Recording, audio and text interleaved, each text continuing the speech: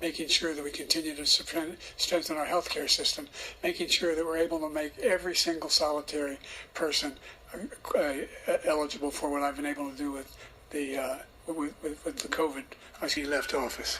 And I'm going to continue to move until we get the total ban on the total initiative relative to what we're going to do with more Border Patrol and more asylum officers. President Trump?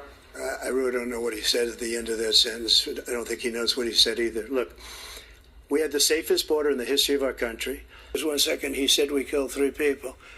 The people we killed are al-Baghdadi and Soleimani, the 2 greatest terrorists, biggest terrorists anywhere in the world. And it had a huge impact on everything, not just border, on everything. He's the one that killed people with the bad water, including hundreds of thousands of people dying. All of these people to come in. Everything he said is a lie. Every single one. For example, veterans are a hell of a lot better off since I passed the PACT Act. 1 million of them now have insurance and their families have it. I want to go in there because they're a bunch of losers and suckers.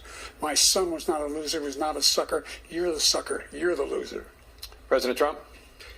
First of all, that was a made-up quote, suckers and losers. They made it up. It was in a third-rate magazine that's failing, like many of these magazines.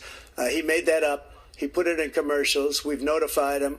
We had 19 people that said I didn't say it. And think of this. Who would say I'm at a cemetery or I'm talking about our veterans? Because nobody's taken better care. I'm so glad this came up, and he brought it up. There's nobody that's taken better care of our soldiers than I have. To think that I would, in front of generals and others, say suckers and losers. We have 19 people that said it was never said by me. It was made up by him, just like Russia was made up, just like the 51 intelligence agents are made up, just like the new thing with the 16 economists are talking. It's the same thing. 51 intelligence agents said that the laptop was Russia disinformation. It wasn't. That came from his son, Hunter. It wasn't Russia disinformation. He made up the suckers and losers, so he should apologize to me right now. The 4-star general standing to your side who was on your staff who said you said it, period. That's number one. And number two, the idea that I have to apologize to you for anything along the line. We've done more for veterans than any president has in American history. And they now are in their family. The only sacred obligation we have as a country is to care for our veterans when they come home. All right, thank you so much. Let's move to policy. And our soldiers can't stand this guy. They can't stand him. They think he's the worst commander-in-chief, if that's what you call him, that we've ever had. They can't stand him. So let's get that straight. And they like me more than just about any of them. And that's based on every single bit of information.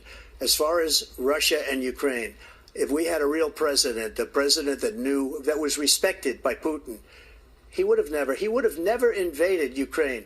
A lot of people are dead right now, much more than people know. You know, they talk about numbers. You can double those numbers, maybe triple those numbers. He did nothing to stop it. In fact, I think he encouraged Russia from going in. I'll tell you what happened. He was so bad with Afghanistan. It was such a horrible embarrassment, most embarrassing moment in the history of our country, that when Putin watched that and he saw the incompetence, that he should have fired those generals, like I fired the one that you mentioned. And so he's got no love lost. But he should have fired those generals. No general got fired for the most embarrassing moment in the history of our country, Afghanistan, where we left billions of dollars of equipment behind. We lost 13 beautiful soldiers, and 38 soldiers were obliterated. And by the way, we left people behind, too. We left American citizens behind.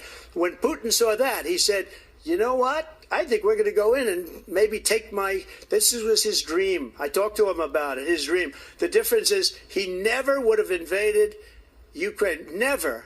Just like Israel would have never been invaded in a million years by Hamas. You know why? Because Iran was broke with me. I wouldn't let anybody do business with them. They ran out of money. They were broke. They had no money for Hamas. They had no money for anything.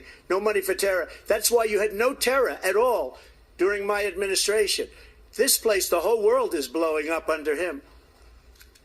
President Biden? I've never heard so much malarkey in my whole life. Look, the fact of the matter is that we're in a situation where, let's take the last point first. Iran attacked American troops, caused brain damage for a number of these troops, and he did nothing about it. Recently, not when he was president. They attacked. To the Middle East. In October, Hamas attacked Israel. Everyone from the United Nations Security Council straight through to the G7 to the Israelis and Netanyahu himself have endorsed the plan I put forward. No one was hurt. No one Israeli was accidentally killed, and it just stopped. We saved Israel. We are the biggest producer of support for Israel of anyone in the world. And so they're two different things. Ask him, as far as Israel and Hamas, Israel's the one that wants to go. He said the only one that wants to keep going is Hamas. Actually, Israel is the one, and you should let him go and let him finish the job. He doesn't want to do it. He's become like a Palestinian, but they don't like him because he's a very bad Palestinian. He's a weak one. President Biden, you have a minute. I've never heard so much foolishness. This is a guy who wants to get out of NATO. You're going to stay in NATO? He's going to pull out of NATO. The idea that we have, our strength lies in our alliance. Said, no, I'm not going to support NATO if you don't pay. They asked me that question. Would you guard us against Russia at a very secret meeting of the at that time, nations at that time? And I said, no, if you don't pay, I won't do that. And you know what happened? Billions and billions of dollars came flowing in the next day and the next months.